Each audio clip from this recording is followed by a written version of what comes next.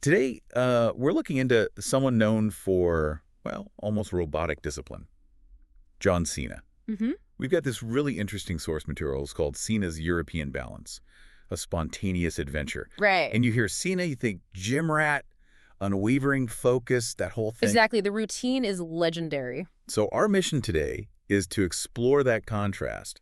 The source highlights, how does the ultimate planner become this sort of global explorer? Yeah, and it's more than just a travel diary. Right, it feels like it's asking what happens when you take this life built on like an iron will and just throw chaos at it, deliberately. And it's key to get the framing right. Like you said, this isn't some formal biography. Yeah. The source itself calls it a lighthearted yarn. So it's using humor, maybe some embarrassing stories, Right.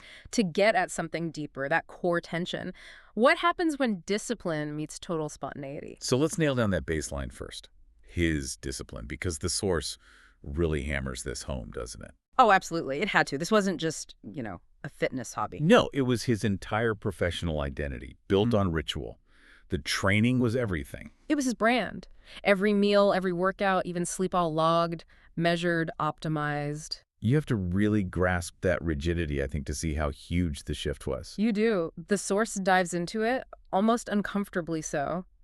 These are rituals he apparently hadn't broken in, over a decade. Oh. Things like a specific protein shake at exactly 4 a.m. or timing supplements perfectly no matter the time zone, that kind of thing. That commitment was his success. So ditching that, it's not just taking a vacation. Exactly. It's like momentarily shedding the very identity he'd built. That's the weight of the decision here. Okay, so that's the fortress of routine. What does the source say was the trigger, the moment he actually, breached the walls? A guy like that doesn't just book a week off. That's the fascinating part. It wasn't planned.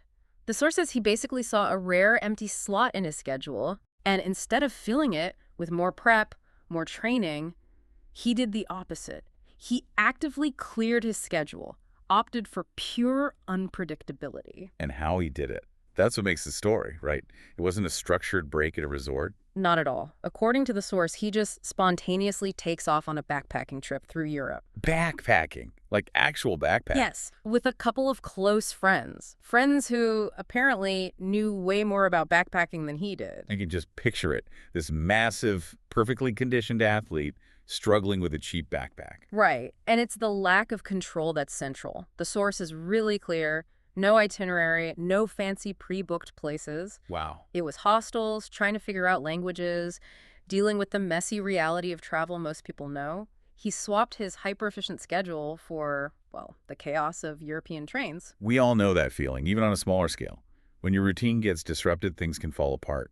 For someone used to private jets and everything planned, that level of unplanned travel must lead to some friction. Oh, it did. There's a whole chapter the source calls quirky mishaps. Real human stuff. Like what? Give us an example. Okay, so there's one bit about a 3-hour argument over train connections in Italy because he just couldn't get his head around unreserved seating. I hate it. Or his friend's backpack getting stolen in Barcelona and him, Mr. Fix-It, being totally lost trying to deal with police reports in Spanish. Okay, that's rough even for a seasoned traveler. Yeah. But does that physical resilience, the gym toughness, actually help with a missed train or lost documents?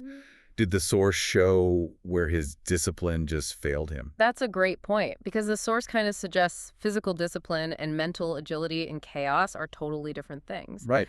His strength couldn't magic back lost papers. His 4 a.m. wake-up couldn't make a delayed German train arrive. So his usual methods didn't apply. Exactly. His discipline was linear, like A leads to B. Spontaneity needs lateral thinking. Flexibility. Okay.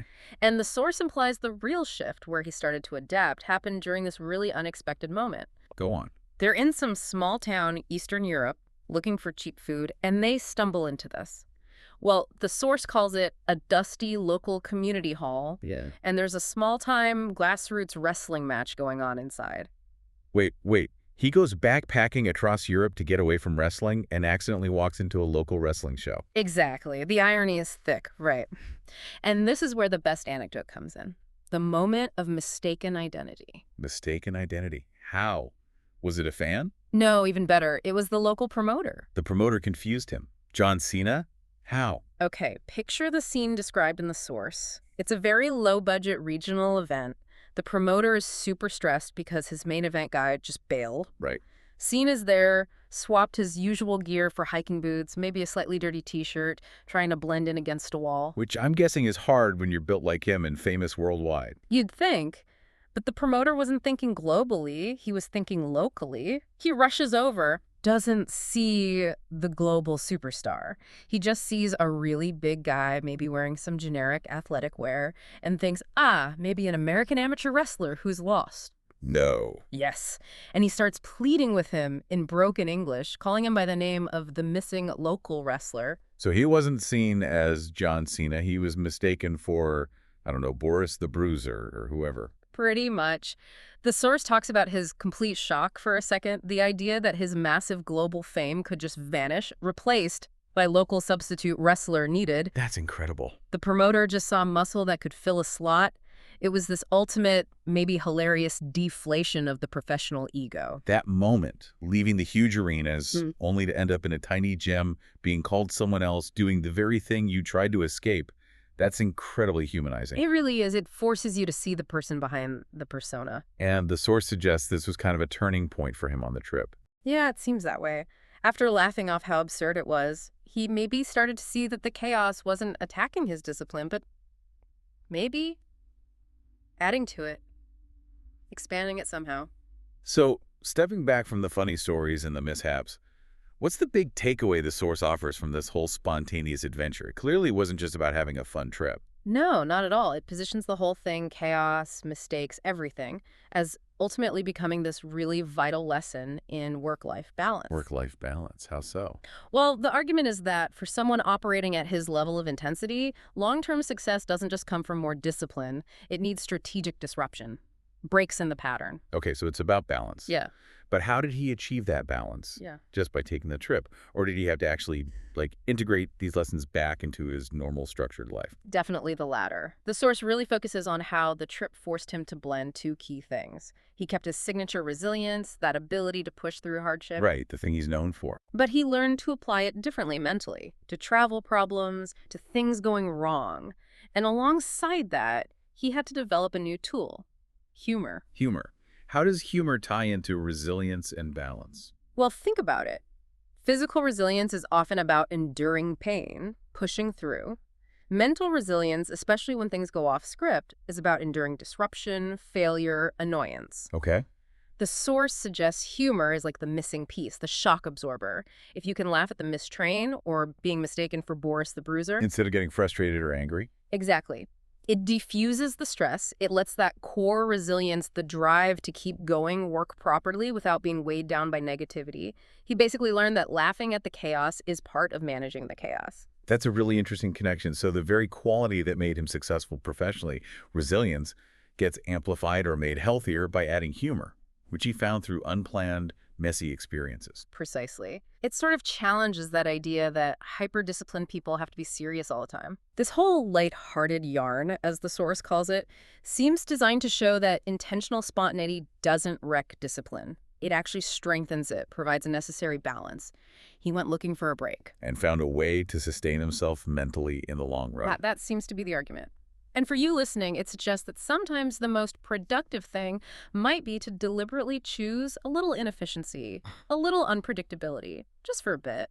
So the lesson here, maybe for all of us, the planners, the goal setters, is that even super structured lives can gain a lot from just letting go sometimes, taking a detour.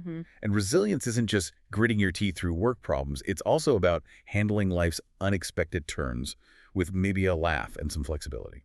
So if you connect this to the bigger picture for yourself, the question isn't really about chucking discipline out the window. We need structure. Right. But it's about understanding how intentionally inviting a bit of chaos, a bit of the unknown, could actually test and boost your core mental resilience, maybe leading to a better, more sustainable balance overall. Makes you think. So the final thought for you is, what part of your routine, maybe one you feel a bit guilty about ever breaking, could you challenge spontaneously this week? Just shake it up slightly and see what happens.